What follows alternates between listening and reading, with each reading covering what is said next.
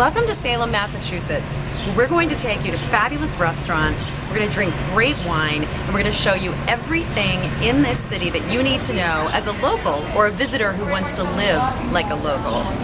But first, we're going to do what we should start with every time in Salem, and that is walking, because Salem is one of the best walkable cities in America. So let's go.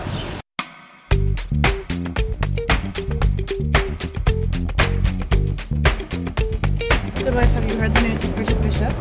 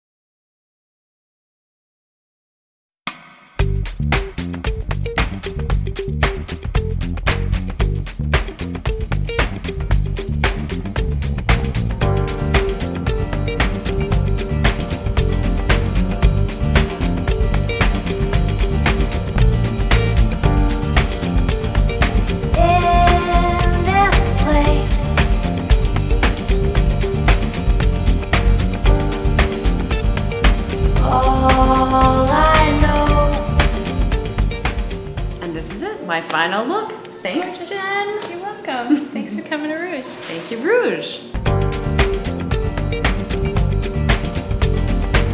Here we are at the Salem Farmers Market. Now, this was historically a marketplace where they sold fish and produce, and now they still sell fish and produce. There's also bread. You can buy a lobster here. You can take home fresh cut flowers in a beautiful antique-looking jar. This is the #1 place for community from mid-June through Halloween. Just about everybody you could ever want to stumble into will be here. It's a giant cross-section of town, and we're getting ready to see a cooking demonstration by Tony Betancourt from 62 Wharf and live music from Quill. So it's a pretty exciting day to be here in Salem. Come on. Hey, so we're here with Tony Betancourt from 62 on Wharf, and he is going to be doing a cooking demonstration later. And Tony, you're a regular at the farmers market doing the cooking demonstrations, right? I am. This is my this is the 3rd year for the market, I believe, or at least this is my 3rd demo here. Yeah. And what are you going to be doing today? Today we're making a salad that's on our menu, just focusing and featuring a lot of the fresh produce that's available here that we get from a couple of the farmers that are here today, and that just to highlight the season and the seasonality of the produce that's available. Nice. And you use a lot of local things at the restaurant. So can you tell us some of the farms and some of the produce that you're using? There are 2 farms in particular that we use quite a bit. First Light Farm in Hamilton or Danvers. He's right on the Danvers line. Okay. Mike Raymond is the farmer, and he's fantastic. We get a lot of our produce from him, and also Maitland Mountain Farm in Salem. And between the 2 farms, you know, we have the vast majority of our produce is from those 2 farms. So it's really great for me because I love using fresh seasonal produce. Now, why is that? Why do you think it's important to support the local farms and use the fresh local stuff? There's a lot of reasons. As a chef, it's really important because of taste. Everything I do as a chef, as a cook, is based on how good can I make it taste. So when it's picked in season and it's only traveling, 5 miles to my restaurant, the taste, of course, is fantastic. Both farms are also organic, which is very important to me and my family outside of work. So I believe in those principles of organic and seasonal at home, so I believe in it, and I carry that over to the restaurant as well. And then it's also important socially or economically, because it is the local economy that we're supporting and the local small farmer. The big conglomerates don't really need our financial help. They're fine. The small guy that went to an agricultural school and decided to rent or buy a plot of land and follow through with his dream or her dream as a farmer, that's who needs our support. So here we are with Peter Maitland from Maitland Mountain Farm. Peter, you've been here since the beginning of the farmers market. How's it changed, do you think? Well, it was really well organized from the beginning, and they've done a great job advertising more and more each year. And I couldn't ask for any more than they've done. There's a few more vendors this year, but it's very well organized, and we have good weather. We're doing real well. Great. And so everything looks beautiful. I know not only do you grow the food, you actually create the displays yourself. You're woodworking during the winter to make your display look so beautiful. Tell us about that. Well, actually, this is black cherry from a tree that was on the farm that I had cut down and milled. And black cherry is it's a beautiful wood for exterior work. But I've always been a woodworker and a marine engineer, so it's a pastime that I enjoy, and I've always worked in the soil. And my daughter and her boyfriend and the family has really come up strong lately, and we're expanding. Now that we have a greenhouse this year, we never had before, so we were able to start a lot earlier. And as you can see, we've got a lot of products before the first day of summer. That's right. Here we are before the first day of summer, and it's really, really hot. But it feels good, and everybody's out and about. Everybody's here, right? Pretty much. It's early yet, but I think it's grow and grow every year. I think there were 40,000 people over the season last year. We're here for 20 weeks and right up until Halloween, and it usually becomes pretty busy. So. Well, we love having you in Salem. That's the great thing about Maitland Mountain Farm is they're right here in Salem, and we love that. Yeah, another sign I'm going to make up is that we're 2.8 miles from the farm to here, so we use a very small carbon footprint, and the vegetables have been picked just hours ago.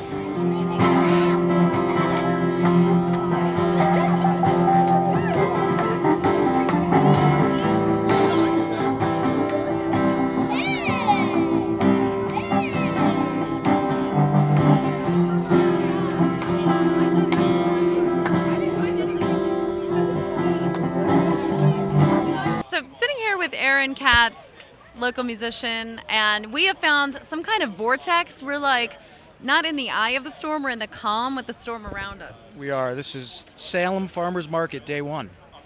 Salem Farmers Market, day one, and for some reason we have found a calm place in the sun. So Aaron is from the Dejas. He's a singer, songwriter, producer, drummer. Yes. That's my shtick. And Aaron has written our theme song. So the theme song that you hear at the beginning and the end of the show, and that you'll get to know hopefully very well as you watch this show, Seeds and Ghosts. Seeds and Ghosts, what are you talking about there? Seeds and Ghosts is a song about the ghosts being the memories that are living in our being, and the seeds being your dreams for the future. And the song is about just trying to search for a higher power that helps guide you along the way, making the correct decisions to a more peaceful, balanced life. You are such a spiritual dude. I love that about you. Most of the time. And that's perfect for Salem, right? So we're looking at the ghosts of our past and the hopeful spiritual seeds of our future. Absolutely. Lots of that here. So here's another Salem-y fact. Aaron and I are astrological opposites. We were recently talking about our charts. How does that work? That's right. Yes. Well, you have a moon position, which is my sun position, and I have the sun position, which is your moon. So you're basically looking at her insides when you're looking at me.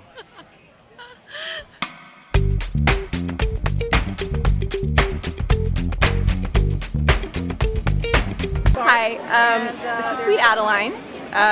We were in Salem a few years ago as Nana's Kitchen, and since went to culinary school in San Francisco and then returned because I love it here.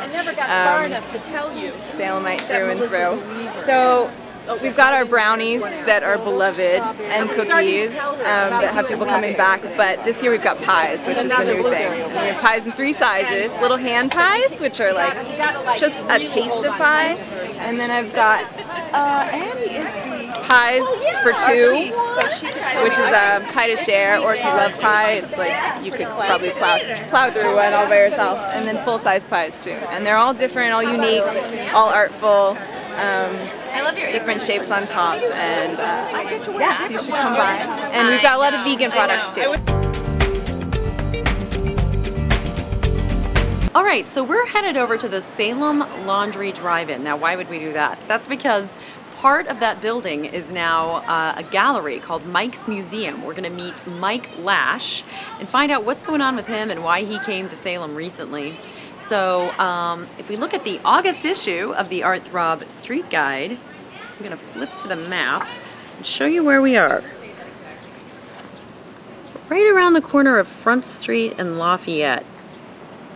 Let's go. So we're sitting here with Mike Lash of Mike's Museum, and it's an art gallery sharing the same building as the Salem Laundry Drive-In. So what's it like to sit here and watch people do their laundry all day? It's great. I get excited, especially during spin cycles. You know, that's the best part. The glass wall that divides you from all these people. It's seeing Salem. Everybody stops by, and they're doing their laundry. They need something to do, and they come on in and they look at the show. It's great. Nice. So how did you pick this spot of joining forces with the laundromat? Did you think it was art through the glass wall there? This was basically storage space.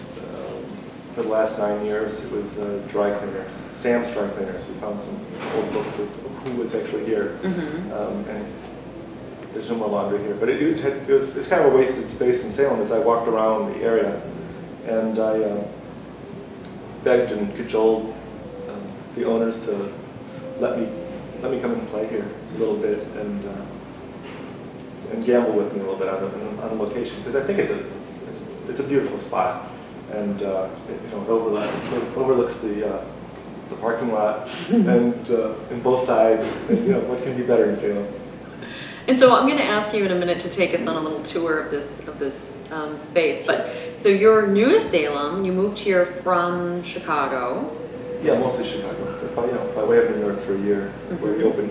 Mike's Museum opened in Soho for 6 months. Mike's Museum was in Soho and now Salem. That's right. Yeah, it was in Chicago. And Chicago. So it's now here, and we opened up again, and we're going to make a go of it. But Salem was. I was looking between Salem and Boston, or around the Boston area, and when I moved here originally, and Salem just had a better vibe. So what is the, what was that vibe? What drew you here? I don't know. It felt good. People were friendly. You could sit at a bar, which I almost always do, and and talk to people, and they weren't pointy stick people. They were kind of friendly, and you couldn't get that. I couldn't get that in Boston. Mm-hmm. So you just opened recently, and this building is going to be, let's go on the tour, and we can show folks. So this is the work of Luz Caballero, and I've dedicated really the kind of back gallery space to her, and it's really tiny, but she was an artist born in the year 1900. She started painting for the first time in 1960, and she died in 1990. And I acquired her estate, and really just think she's a great folk painter, but from south of the border. This piece by Luz Caballero was done in '89, so it's actually a year before her death. But her painting style is, I don't know if it's at its peak. It's pretty darn good. Here you see a tent, did circus. You've got your elephants, your lion or tiger tamers in this case, a tightrope walker, a trapeze artist with no net, very exciting. I have no idea what these things are. But you also get the crowd, and here there's obviously people of different races and creeds in the crowd, a balloon salesman, cotton candy, other things going on. So she's really capturing the flavor of Mexico in that moment. And she does the same thing over here with something that would be very natural in '79, which is 10 years before, and that'd be a dancing bear in the park. And they'd pay money in Mexico to see the dancing bear. It was an exotic experience then. And she remembered it and painted it. Over here we have Nicole Castle. And she's a young gal, just out of school. And I saw her have this show at Front Street again. Front Street, a great place to meet and greet. And I fell in love with them. And I asked if she wanted to have representation, and we came to a quick agreement. And her stuff is here and selling at Mike's Museum. Finally, we have Molly Hatch, who is a Berkshire's area artist, really known for her ceramics, which are plays on the export ware of the Victorian era. And so you get these kind of nice, this is vase, where it's not it's a vase, but it's a vase of a vase. And she starts playing with that and that Victorian sensibility, which we really liked. And then she started making fun and working with that idea of that trade wear. And finally, she's now been picked up by Anthropology, the big company, and they're doing mugs with Molly's teacups drawn on them, and also dinnerware and pajamas and all sorts of other great things. But these are some of her drawings and preparations for that series. And those pieces are being produced in China, which is really kind of funny because she has entered her own circle stream of what she was commenting on, and now she's become part of that import-export wear that's been central to Massachusetts since its founding. Good wife, have you heard the news of Bridget Bishop? I think I've heard of it. You want to share it? Well, Goody Bishop lives in the town of Salem, and she has been accused of witchcraft here. And they say that today at 2:20 she's going to be arrested on these charges and brought down the street to the old town hall for her examination on these charges. And so that is where you come in, for we would be in need of a good Puritan jury. If you decide to join us, you can act as the jury and ask questions. Puritan jury. Indeed, it is most interactive and interesting. Okay, so the examination part, what does that exactly involve? Well, that is the pre-trial examination, and that is what happens before you have the actual trial. So you can come forward and bring any testimony that you have for or against her, and then at the end, the jury or audience gets to vote on the outcome. Now let's see if we can get this lovely lady to break character and tell us who she is. Are you from Gordon College? No, I'm not. I go to Salem State University. She goes to Salem State University, local. Good, good. Yeah. And so I'm a theater major there, theater Yes. performance. So. And this is your summer job. It is not a bad job. And what is your character's name? Do you have one? Yes, we all have to create our street characters, and however you create a character, so that when you're on the street, you can sort of like use that if you want to. My street character's name that I created is good wife Lydia Bliss. Lydia Bliss. I am married and I have 3 children, and so yeah, and I live in the town of Salem. So yeah, Theater major at Salem State. Yeah. Fantastic. Thank you. Thank you.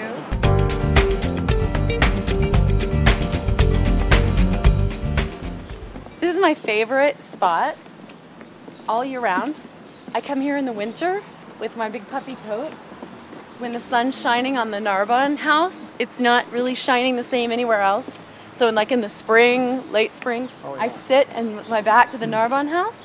And this year I knew that summer had come when all of a sudden that door opened for the first time and a bunch of Australian tourists came out. And then I knew this was not my secret place anymore. So one of the things that I like about the guys who work for the National Park Service here at our historic site in Salem is that you're always so nice to my dog and to most dogs. This is Dave. He always gives my dog Derby a treat. Why do you like dogs? Well, I have one myself. Ah. Was, and his name is Elvis. Elvis. Yeah, and they're just great creatures. They really are. So we have to keep them happy in the Park Service. So we always have extra cookies for the puppy dogs. So we're standing in front of the Narbonne house, one of my favorite spots, but I've never been inside. So Dave's going to take us inside. I can do that. This is probably the oldest building in this wooden building in the city of Salem. Musty. Oh, yeah. Very old, very musty. These are all artifacts that were found out in the backyard when they did the archaeological dig. And they pieced them all back together. That's why they're being displayed. The way there, you can see pieces of china missing. uh, that were never found. But they were all basically dug up in the outhouses that were out back here. So whenever anything got broken, originally back then, they just literally trashed it, threw it in the outhouse. This is like the pieces that wash up on the Oh, beach yeah, down here those too. wash up on- Maybe they fit to some of these. Well, who knows? So my typical day in Salem, like lots of people, is, you know, one minute I'm looking at modern art, the next minute I'm bumping into someone from the National Park Service who can show me the inside of this old house from the 1600s. So that's pretty much what the show is going to be about, just sort of our rambling, walking around Salem.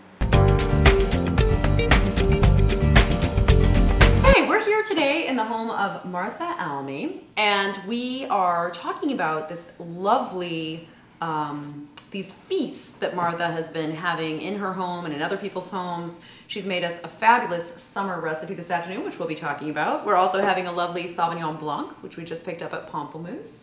And Martha is all about local food and healthy food, and we're going to talk about that. Hello. Hello. Hello. So tell us what you've made today. Which is delicious. Today I have made a lamb toast with goat cheese and roasted tomato with fresh basil on top. A fabulous summer recipe. Really easy to put together, great as a side or, you know, a light dinner, depending on how you're feeling or who you're entertaining. And so you are also working at the Market restaurant in the little beautiful village of Annisquam in Gloucester. It's true. And tell us how you got there. Martha has been studying food in this passionate way. I have always had food in my life. I have a propensity towards loving chefs, successfully and not.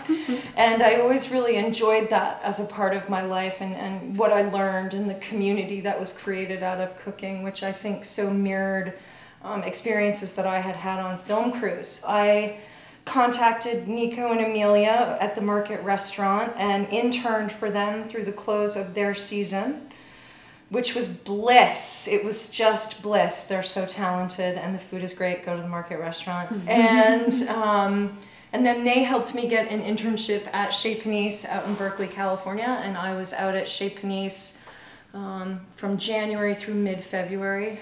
Also interning, working really, really hard, long hours, and learned just more than I can quantify. And so now Martha has started this dinner series called Bantam Feasts, where she is cooking everything for 12 people, and she had one on Marilyn Monroe's birthday, and there are all these great themes, and you're doing They're one. so loose. You've done them, they're so loose, and you've done one here at your home, and you're doing one in Essex, and they're very private and exclusive, and we're not giving you the information, but tell us how the dinners work. The dinners, do they work? The dinners are amazing. I'm so amazed by the dinners. I got back from California and the Market restaurant wasn't quite opening up yet.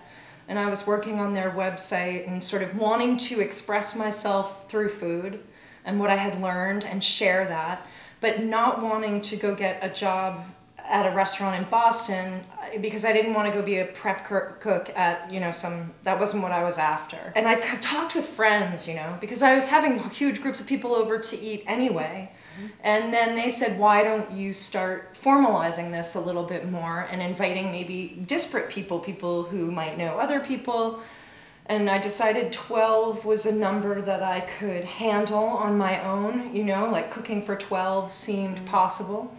So I started sending out email invitations to, I think I sent the first one out to 25 people, and the dinner filled up in an hour.